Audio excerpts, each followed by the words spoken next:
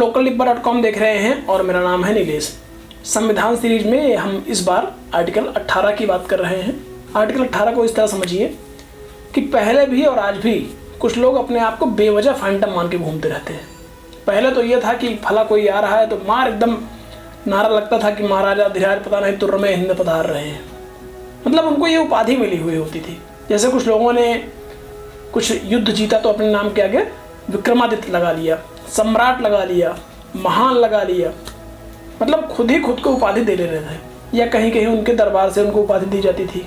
होता यह था कि चापलूसों के काम थे, वो उनको अपने आप एकदम चढ़ाए रहते थे कि अरे भैया एकदम आप ही है जो है। तो जब संविधान बनाया जाने लगा तो ये तय किया गया कि भैया ऐसा है कि ये उपाधि नहीं रहेगी। जैसे होता था कि सर है, अंग्रेजों ने सबसे अच्छा जमा के रखा था कि पता नहीं किस वजह सबको सर बना के रखा है। मतलब कोई कुछ भी कर ले सर हो गया। अगर ऐसा होता तो हमारे यहाँ हर कोई सर बन के घूम रहा होता। तो संविधान में कहा गया कि भैया सब ये सर वर नहीं चलेगा, बाकायदे तमीज़ से चलिए। और आर्टिकल 18 इसीलिए बनाया गया। सारी उपाधियाँ समाप्त कर दी गई और ये भी तय किया गया कि अब आप कोई उपाधि कहीं से भी नहीं लेंगे। आर्टिकल 18 का पहला क्लॉज कहता है कि सिर्फ मिलिट्री, मतलब अगर आप सेना में हैं और सेना से जो आपको रैंक मिलती है आप वो रैंक अपने नाम के साथ लगा सकते हैं। जैसे आपने देखा होगा लेफ्टिनेंट कर्नल, मेजर या इस तरह से और भी रैंक है नेवी, एयरफोर्स, बाकी सब में भी। उसके अलावा शिक्षा के क्षेत्र में अगर आपने बड़ी अच्छी पढ़ाई कर ली, पीएचडी कर लिया आपने, तो आप डॉक्टर हो गए।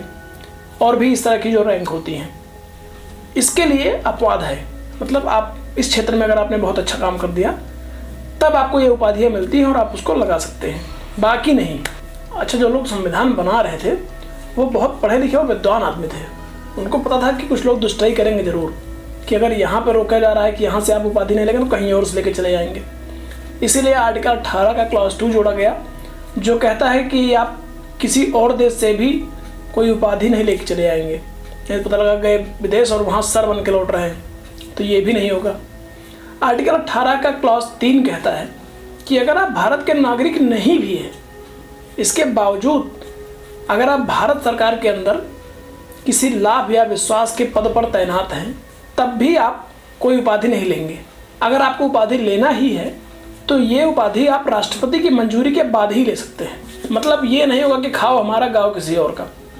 तो अगर किसी और का गाना है तो पहले हमारे राष्ट्रपति से पूछ लो। ये हो गया आर्टिकल 18 का क्लॉज 3। अब आते हैं आर्टिकल 18 का क्लॉज 4। आर्टिकल 18 का क्लॉज 4 कहता है कि अगर आप किसी लाभ या विश्वास के पद पर हैं तो बिना राष्ट्रपति की मंजूरी के किसी भी देश से आप कोई भेंट या कोई उपाधि स्वीकार नहीं कर सकते हैं। मतलब कोई सिस्टम चलेगा नहीं। चलाना है तो राष्ट्रपति मंजूरी देंगे, अगर वो मंजूरी देते हैं तब आप स्वीकार कर सकते हैं। उसमें भी ज़्यादातर चांस यही है कि आप कोई उपाधि नहीं ले पाएंगे, क्योंकि आर्टिकल 18 सभी उपाधियों को ख़त्म कर चुका है। इतना प्यार से हम लोग समझा रहे हैं तो उम्मीद है कि आप आर्टिकल 18 को भी समझ ही गए होंगे। इस बारे में आपकी क्या राय है हमें कमेंट करके बताइए। वीडियो बहुत अच्छा लग गया है तो लाइक भी कर दीजिए। प्लेलिस्ट को सेव कर लेंगे तो संविधान के सारे वीडियो एक साथ आपको दिख जाएंगे। चैनल को सब्सक्राइब कर लेंगे तो आगे वाले वीडियो भी दिख जाएंगे।